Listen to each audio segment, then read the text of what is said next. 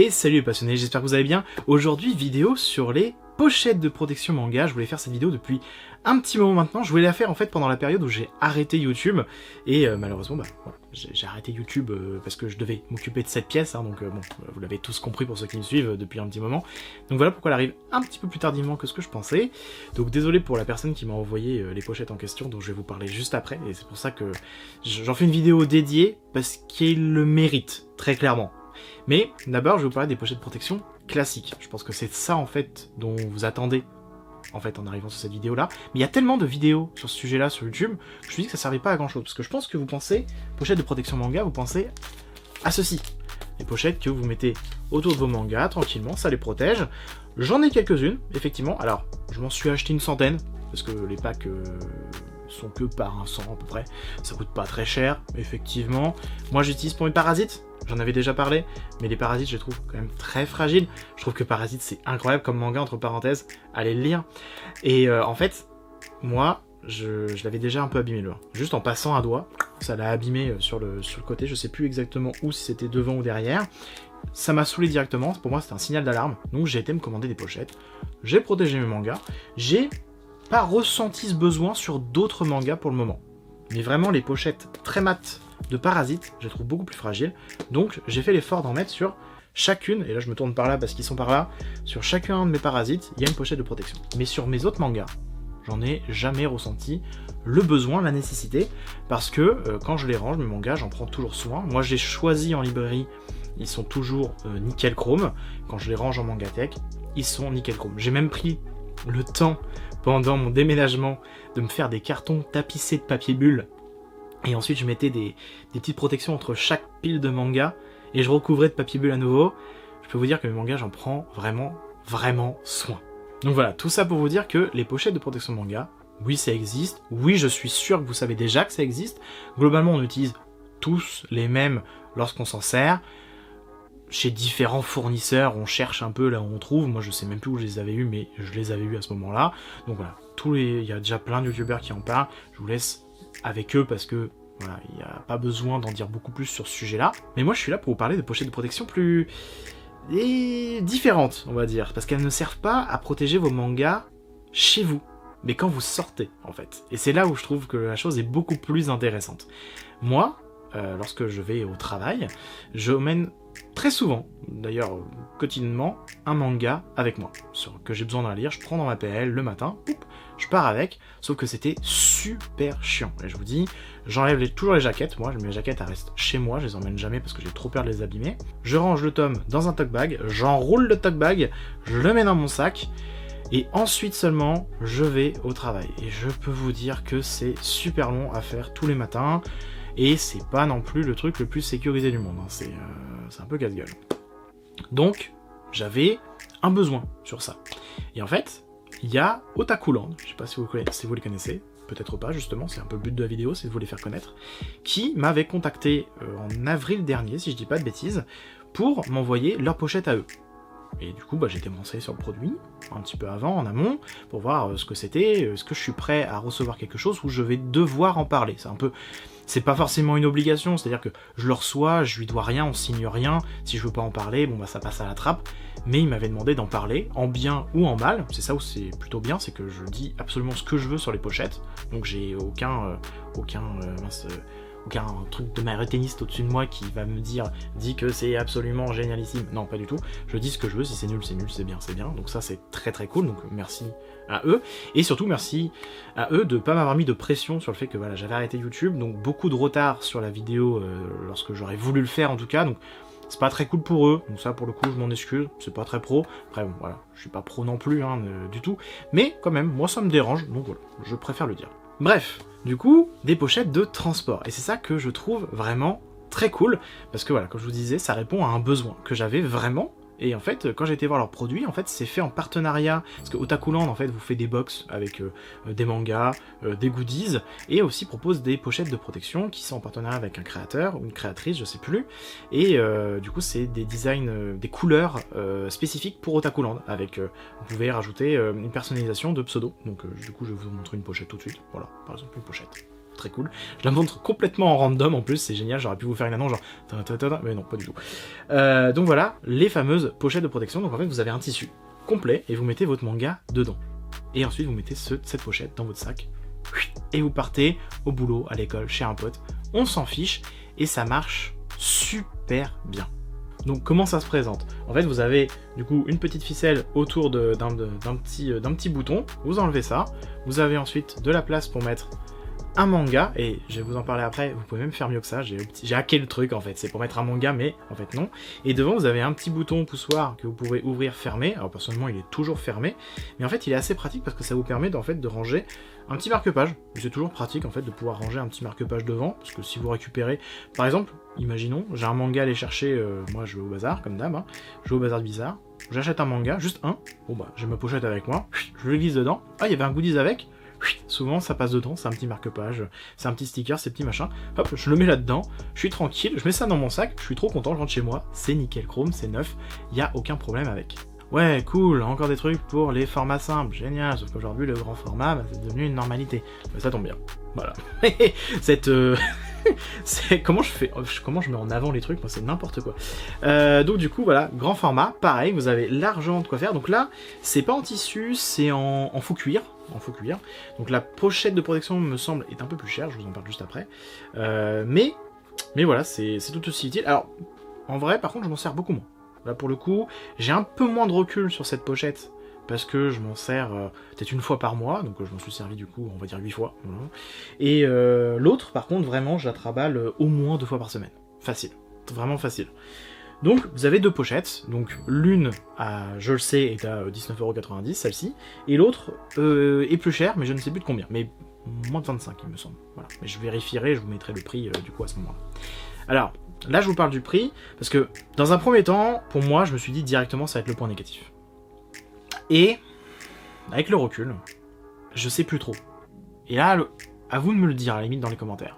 Mais en fait, un manga, ça coûte 8€. Donc en fait, pour le prix de moins de 3 mangas, vous avez votre pochette de protection. Un manga, lorsque vous l'abîmez, enfin, moi personnellement, après je sais pas comment sont tout le monde naturellement, je ne suis pas une majorité, attention. Mais lorsque j'abîme un de mes mangas, vraiment, quand je l'abîme, j'entends, bah ça me saoule déjà, ça m'énerve. Et ensuite, bah je vais le vendre. Je vais le vendre en occasion, je vais le vendre en brocante, voilà, je m'en sépare parce que j'aime pas avoir des tomes abîmés dans ma collection. Donc du coup, je me le rachète. Et si, ce qui m'est déjà arrivé plusieurs fois de le faire, et bah du coup, en fait, je perds plus d'argent. Enfin, je perds de l'argent, forcément, de toute façon. Et avec cette pochette-là, mais j'ai plus de problème. Vraiment, depuis que j'utilise, j'ai jamais réabîmé un manga. Alors naturellement, je continue de conserver des petits tocs que j'ai, c'est-à-dire que j'enlève toujours les jaquettes des mangas avant de les mettre dedans, que c'était dans le tote bag ou que ce soit dans ces protections-là. J'enlève toujours ma jaquette. Pourquoi? Parce que c'est un réflexe que j'ai, parce que même quand je lis, j'enlève mes jaquettes. Sauf si vraiment je suis en train de lire dans la librairie ou que j'ai très envie de lire et que je fais pas gaffe et que je suis à fond dedans, genre je sais pas, un exemple, je sais pas moi, le dernier Dragon Ball Super, j'ai foncé dessus, je l'ai lu direct, j'ai pas enlevé la jaquette, certes, c'est ma faute, mais dans la majorité des cas, 95% des cas, j'enlève ma jaquette pour éviter de l'abîmer. Donc ça me permet voilà, de toujours protéger au mieux mon manga. Voilà, donc je vous ai parlé du point, on va dire, le plus négatif que je trouve, et encore une fois, c'est voilà, c'est à vous de voir en fait, mais je trouve que le fait de pas abîmer son tome et de peut-être pas le revendre et du coup d'en racheter un neuf, bah on s'y retrouve beaucoup plus facilement et très vite finalement, et 20€, c'est pas grand chose, finalement vous en achetez une en plus, vous n'avez pas besoin d'en avoir 40, vous en achetez une, c'est terminé, et comme vous l'avez vu, petite personnalisation possible. Là c'est écrit Draxo, je suis très content. D'ailleurs, moi j'avais demandé du coup une noire, et du coup la couleur c'est pas moi qui l'avais choisi à ce moment-là, ça devait être la couleur thématique de ce moment-là, parce qu'il me semble que la noire c'était celle du mois précédent où j'ai demandé, et bah, je sais que si un jour il me fait une pochette jaune avec écriture en violet, ah bah j'achète direct, je m'en reprends une, parce que comme ça me fait vraiment les couleurs de la chaîne quoi. Enfin je vais vous faire un plan quand même de plus près pour vous montrer vraiment comment on s'en sert, comment ça fonctionne, et puis voilà. Donc, comme je vous disais, on va faire un petit test. Donc je vais vous montrer vraiment mon process un petit peu, de comment est-ce que je fais pour prendre mes mangas, etc., les ranger. Donc d'abord, j'ai ma pochette, comme je vous disais, donc j'enlève d'abord le petit cerceau ici, hop, c'est ouvert. J'ai mon tome, donc je me suis pris mon petit Frieren, parce que j'adore Frieren, donc le tome 1, toc, j'enlève ma pochette, donc tout simplement, hop, hop, hop. Donc je la mets sur le côté après, je prends mon manga, hop, on le glisse dedans, tout bêtement. Ensuite, un petit marque-page, parce que ça fait plaisir. Hop, et puis voilà. Ensuite, vous fermez. Hop, juste un petit tour, enfin 2 petits tours là. Et c'est bon, c'est prêt. Vous mettez ça dans votre sac. C'est terminé.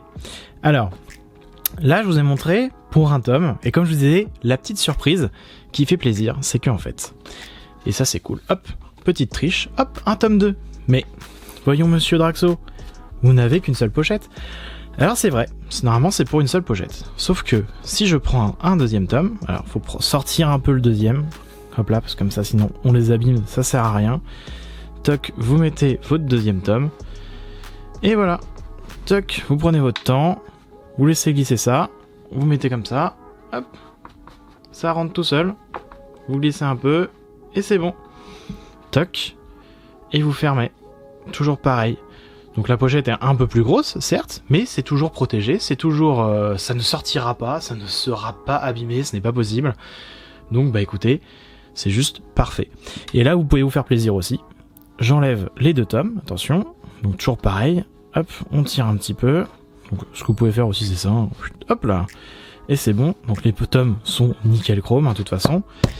Et là, on prend un volume double, donc la Natsuko no Sake, excellente série entre parenthèses.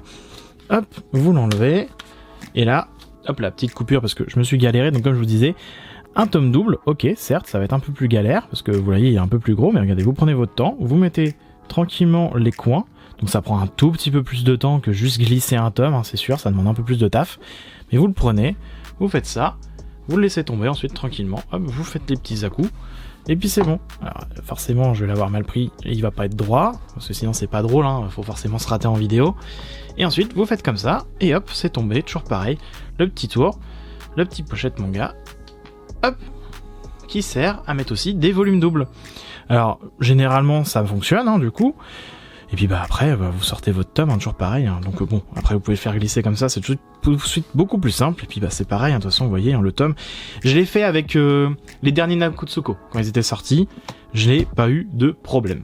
Voilà, donc ça c'était pour les pochettes simples. Maintenant vous avez aussi la pochette double, donc un petit peu différent au niveau du process. Donc en fait vous avez un petit, hop là, vous enlevez ici, vous avez un petit crochet, vous l'enlevez, vous faites le tour, vous enlevez, toc, vous enlevez ceci.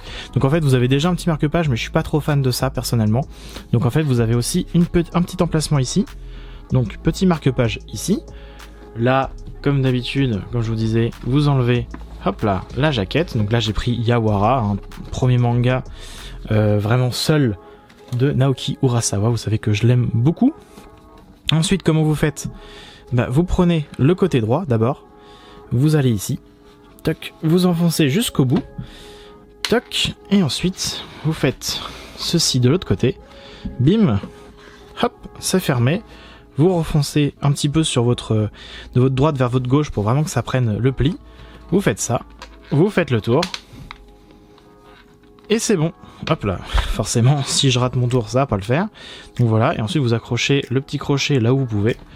Donc sur le premier fil, comme ça, ça évite que la pochette s'ouvre, mais bon, même comme ça, ça suffit largement. Et en fait, au lieu cette fois d'enlever le manga, je fais un petit peu de bruit avec le crochet, mais au lieu de cette fois d'enlever le manga, en fait, vu qu'il est directement mis ici et coincé là, si vous avez envie, alors c'est pas le plus pratique par contre, mais si vous êtes posé sur une table, c'est faisable, vous pouvez directement lire comme ça votre manga. Moi personnellement je l'enlève, parce que je préfère quand même avoir directement le manga vraiment en main, mais voilà, ça marche aussi très bien comme ça.